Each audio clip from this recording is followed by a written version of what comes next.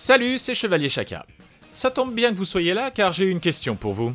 Une question simple à laquelle je n'ai moi-même pas la réponse. Ce qui est étonnant vu que la plupart des vidéos sur YouTube sont plutôt faites pour étaler son savoir.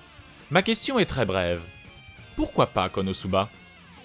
Quand je dis ça, je veux dire quoi? Que je ne m'explique pas l'anonymat dans lequel la série est plongée. Attention, ce sont les éditeurs et diffuseurs français que je vise. Car je ne doute pas que n'importe quel fan d'animation japonaise un peu au courant de l'actu aura trébuché sur la licence à un moment donné.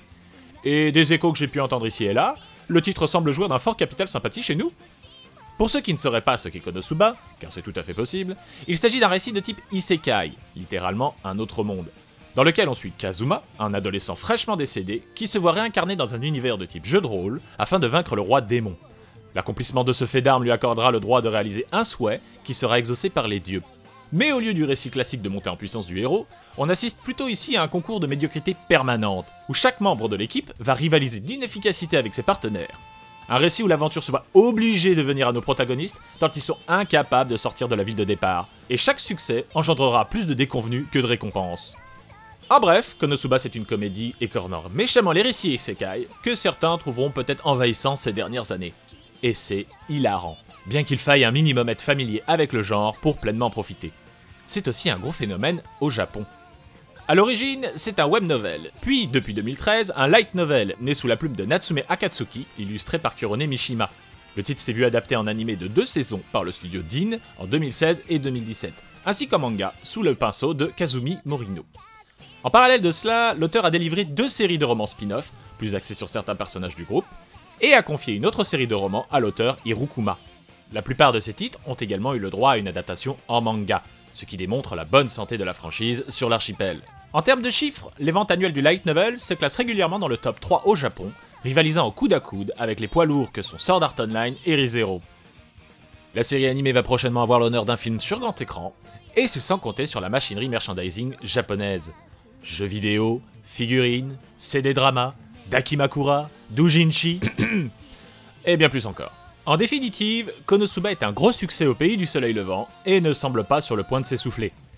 La série connaît également un beau succès outre-Atlantique avec la publication du manga et du light novel chez Yen Press au pays de l'oncle Sam, avec très prochainement l'arrivée du spin-off centré sur le personnage de Megumin. Alors, je repose la question, pourquoi pas en France? Niveau plateforme de diffusion en ligne légale, aucune ne propose la série.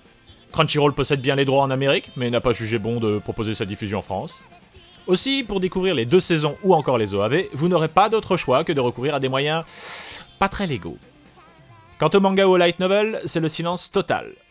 Je pensais pourtant qu'il s'agissait d'un choix de première catégorie pour le binôme Ofelve Ototo, qui publie déjà plusieurs de ses concurrents les plus féroces, mais à ce jour, on dirait que non. Or, j'ai du mal à concevoir ce qui expliquerait l'absence du titre dans le paysage français, alors qu'encore aujourd'hui, le genre isekai ne semble pas faiblir en popularité. No Game No Life, Rising Shield Hero, Moi quand je me réincarne en slime, ils sont tous là. Tous là, sauf Konosuba. Je me suis alors interrogé, l'aspect graveleux serait-il un frein? J'ai du mal à y croire, surtout quand un titre comme No Game No Life, qui n'a aucune finesse de ce point de vue, arrive à débarquer chez nous. Ou alors est-ce que le côté humoristique trop référencé RPG, Donjons et Dragons en ferait un produit trop de niche? Là encore. L'an dernier, nous avons eu le droit à Pop Team Epic, qui est disponible en diffusion sur 2 plateformes légales, YouTube et Crunchyroll. La série a même eu l'honneur d'une sortie sur support physique. Soyons clairs, je trouve Pop Team Epic fun et bourré d'imagination, mais dans le genre humour de niche référencé, on est face à un cas d'école quand même. Konosuba est bien plus proche des standards du genre, que ce soit visuellement comme dans le ton. Reste l'hypothèse financière. Licence trop coûteuse, ou bien quelqu'un l'a bel et bien acquise mais attendrait le bon moment pour l'exploiter. Mais quel bon moment? À moins que tout le monde pense avoir manqué le coche. Ce qui est quand même peu probable vu les titres qui sortent chez nous avec plusieurs années de retard. Pour tout ce qui est support papier, peut-être que l'absence de l'animé chez nous est rédhibitoire. Sortir un light novel sans que l'adaptation soit disponible est probablement plus risqué. Niveau manga, il est vrai que Rising Shield Hero ou Slime n'ont pas eu à attendre leur adaptation télévisuelle pour débarquer chez nous.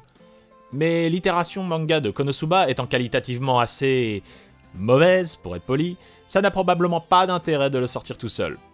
Maintenant, à ceux qui pensent que de toute façon Konosuba c'est surcoté, ou encore pas si original, que ça a déjà été fait, qu'il y a mieux dans le genre, blablabla, eh bien, à ces gens je réponds juste que vous n'avez pas compris où je voulais en venir. Peu importe votre avis personnel, on peut dire pareil de beaucoup de titres. D'ailleurs on le dit de Re:Zero ou de SAO. qu'il y a mieux dans le genre, et j'en passe. Ça ne les empêche pas de débarquer chez nous sur tous les supports possibles et imaginables. Parce que ce sont des titres porteurs, des franchises qui vendent. Que ce soit bon ou pas, n'est finalement pas le paramètre le plus important. L'important est de savoir si ça va se vendre.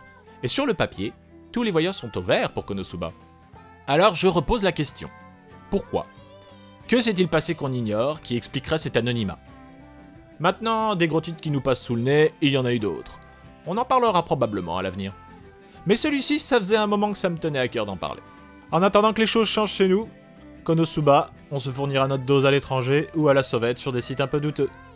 C'est bien dommage, mais pour le coup, on n'y peut pas grand-chose. Merci d'être passé me voir, et à une prochaine!